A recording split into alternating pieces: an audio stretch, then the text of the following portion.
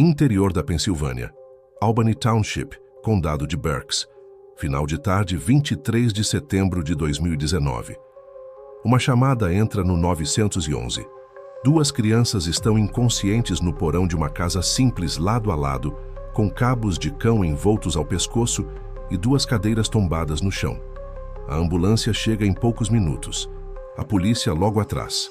Enquanto a equipe de resgate manobra compressões e tenta recuperar pulso, o endereço começa a circular nos rádios como prioridade máxima. Os nomes que apareceriam nos relatórios, nos jornais locais e mais tarde no tribunal, são curtos e marcantes. Connor Snyder, 8 anos, e Brinley Snyder, 4 anos. Hoje, no dossiê esquecido, a linha do tempo completa do caso Lisa Rachelle Snyder, do porão ao tribunal. Por que a versão inicial não fechava? O que a perícia e a investigação digital encontraram e como essa história terminou em prisão perpétua, sem sensacionalismo e com respeito às vítimas. Vamos voltar alguns passos. Lisa Snyder era mãe solo de 3, Owen, 17, Connor, 8 e Brinley, 4. Eles viviam com um cachorro chamado Boomer.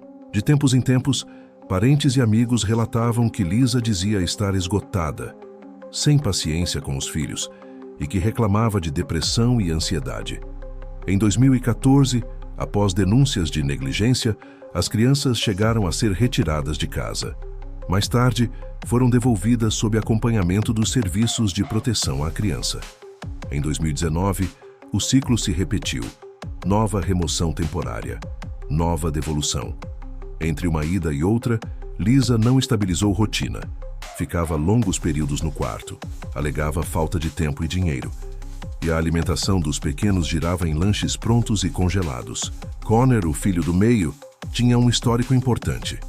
Fazia terapia ocupacional por baixa coordenação motora fina, dificuldades de integração mão-olho e campo visual periférico comprometido. Em relatórios de terapeuta, apareciam observações sobre atraso em tarefas que exigiam laços, nós, reconhecimento de centro de objetos e destreza. O tipo de habilidade que, numa emergência, faria diferença. Connor também estava acima do peso para a idade. Nada disso o definia como criança triste.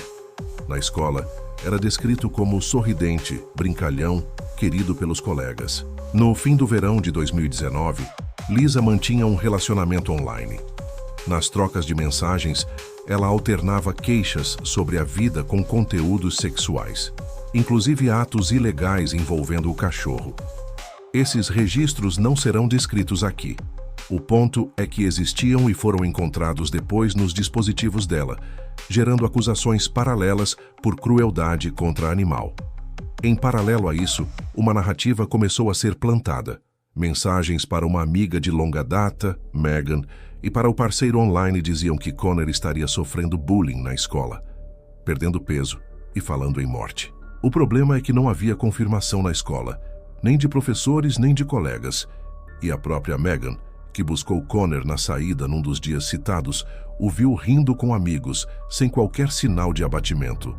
A partir de meados de setembro, Lisa passa a pesquisar na internet temas ligados a métodos de morte. Primeiro, monóxido de carbono em carros, tempo, viabilidade, até veículos híbridos entram na busca.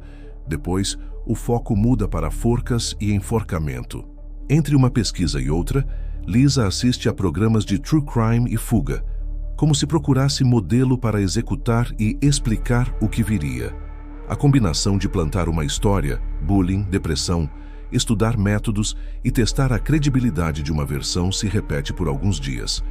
Chegamos à data crítica, 23 de setembro de 2019, manhã. Hamburg, cidade vizinha, tem um Walmart com retirada rápida. Lisa sai de casa por volta das 9h30 para buscar um cabo de amarração para cachorro, dog tie-out, de cerca de 7,5 metros.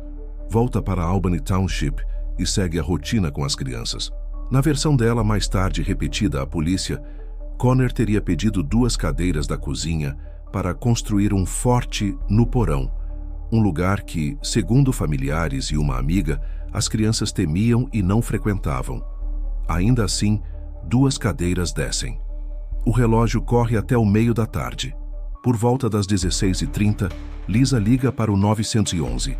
Quando os paramédicos entram, veem 2 cadeiras tombadas, os cabos passados por um suporte do teto e os 2 pequenos com sinais de enforcamento. Os profissionais trabalham rápido, conseguem reanimar as crianças.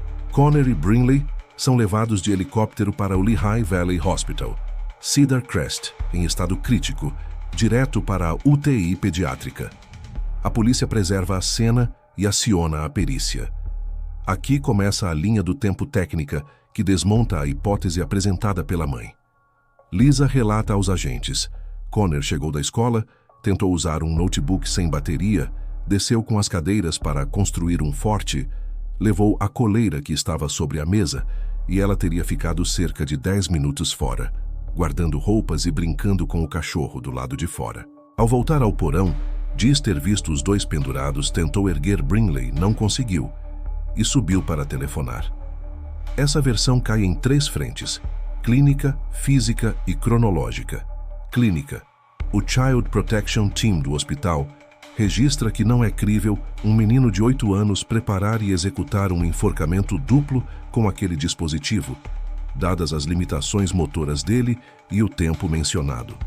A terapeuta ocupacional de Connor reforça: tarefas manuais como laços, e nós levavam o dobro do tempo nele. Ele tinha dificuldade em centralizar cordas e equilibrar comprimentos. O dispositivo visto no porão estava bem centralizado e montado de modo uniforme. Além disso, Brinley tinha 4 anos. A ideia de que uma criança nessa idade teria colaborado voluntariamente com algo assim não se sustenta. Física cronológica. 10 minutos é tempo insuficiente para uma criança de 8 anos montar um sistema de cabos, amarrar, testar e depois executar 2 enforcamentos sem erro, sozinho e sem ruído, que chamasse um adulto num ambiente doméstico. E havia o cabo. O item correspondia ao modelo adquirido naquela manhã por Lisa no Walmart. Mesmo tipo, mesma cor, mesmo comprimento. Ou seja, o instrumento chegou a casa horas antes do que aconteceu no porão. Enquanto isso, a equipe de eletrônica da polícia recolhe 2 iPads, um notebook e tenta localizar o smartphone Samsung usado nas compras e mensagens. O Samsung desaparece naquele dia. Lisa diz que perdeu. A perícia ainda assim extrai histórico de buscas de outros dispositivos e confirma termos ligados a enforcamento e monóxido nos dias e horas anteriores. No hospital, os médicos fazem o que podem. Depois de dias sem melhora, em 30 de setembro de 2019, Connor e Brinley são declarados mortos. A causa: enforcamento. Para a polícia, a passagem de tentativa para homicídio muda o tom e acelera o caso. Familiares, escola e a própria Megan, amiga que recebeu as mensagens da suposta depressão, prestam depoimento. Todos dizem o mesmo. Connor não demonstrava ideação suicida, não falava em morte, não sofria bullying na intensidade narrada por Lisa e, muito importante, as crianças tinham medo do porão. Nos dias que se seguem, Lisa abre uma página no Facebook. Em memória dos filhos, compartilha fotos, recebe mensagens de apoio, apaga comentários que questionam sua narrativa e mantém por perto quem reforça a imagem de mãe devastada. Paralelamente, a polícia organiza o quebra-cabeça, compra do cabo pela manhã, cadeiras descendo, cabo passado no suporte, tempo de 10 minutos, ligações e mensagens que plantam bullying, buscas em navegadores sobre métodos de morte e o smartphone sumido. Se você valoriza a investigação sem sensacionalismo e com arquivo real, se inscreve agora no canal e deixa o like. Isso ajuda o dossiê esquecido a continuar trazendo casos complexos com respeito às vítimas. Em 2 de dezembro de 2019, Lisa Rachelle Snyder é presa e indiciada por 2 homicídios em 1º grau, além de perigo para menores, manipulação de provas e crueldade contra animal, pelos registros com o cachorro, fiança negada, em homicídio qualificado, prisão preventiva. O Ministério Público leva o caso à Justiça de Berks County. Ao longo de 2020 e 2023, entre audiências, a defesa sugere problemas mentais. O MP responde: Transtornos não significam insanidade legal.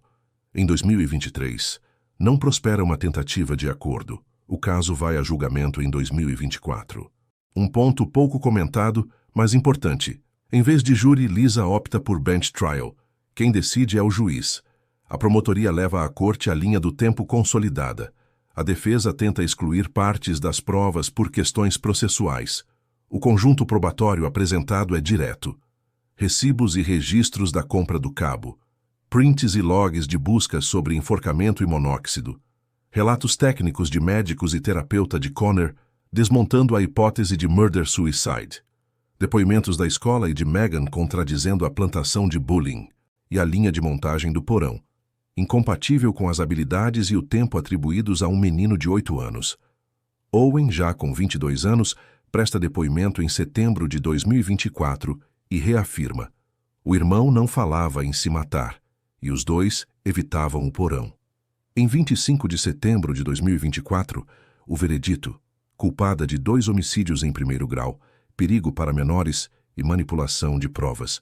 Em 18 de outubro de 2024, a sentença: 2 prisões perpétuas consecutivas, sem liberdade condicional, seguidas de 8 anos e meio a 17 anos pelos demais crimes. A acusação por crueldade contra animal fecha um círculo que começou nas mensagens privadas e que, no processo, viraram prova do tipo de vida e prioridade que Lisa levava, enquanto os filhos precisavam de cuidado. No meio desse caminho jurídico, um detalhe humano pesou em silêncio. Quando os paramédicos conseguiram reanimar as crianças no porão e os sinais vitais voltaram, quem estava na cena descreveu Lisa pálida, com palpitação em choque. Uma reação que estranhou por vir depois do alívio. A leitura técnica é que quem nada fez para cortar cabos ao ver 2 filhos pendurados, alegando que suava demais e não conseguiu, perde credibilidade quando somada ao resto do quadro. Do ponto de vista da investigação, 3 peças seguram a narrativa até o fim. Primeira, o instrumento. A compra do cabo na manhã do dia do crime data a preparação e vincula a escolha e execução. Segunda, o digital. Buscas e histórico dão intenção e planejamento onde não há testemunhas. Terceira, o contexto técnico. Laudos clínicos e terapia ocupacional tornam a versão do menino que montou tudo sozinho improvável. Do ponto de vista social, a história vira alerta sobre sinais que não podem ser naturalizados. Quando um responsável repete que não aguenta mais, isola crianças, terceiriza cuidados de forma crônica, nega ajuda e planta versões para amigos, sofre bullying, fala em morte, sem lastro. Algo pede luz, e para quem trabalha com proteção à infância, fica o lembrete.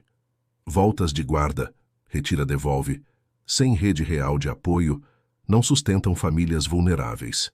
Os nomes no centro disso são de 2 crianças. Connor Snyder, 8 anos, lembrado pelos colegas como amigo e risonho, garoto que construía fortes de almofadas e, nas limitações, encontrava jeitos de brincar. Brinley Snyder, 4 anos, pequena, apegada ao irmão, companhia constante. O caso não precisa de adjetivos fortes para comover, precisa de exatidão, respeito e memória. Se este dossiê te ajudou a entender por que havia algo muito errado na versão inicial e como a investigação construiu a prova, deixa o like, se inscreve e comenta qual peça te convenceu mais: a compra do cabo, as buscas na internet ou os laudos clínicos que apontaram inconsistências. Na tela tem o próximo episódio.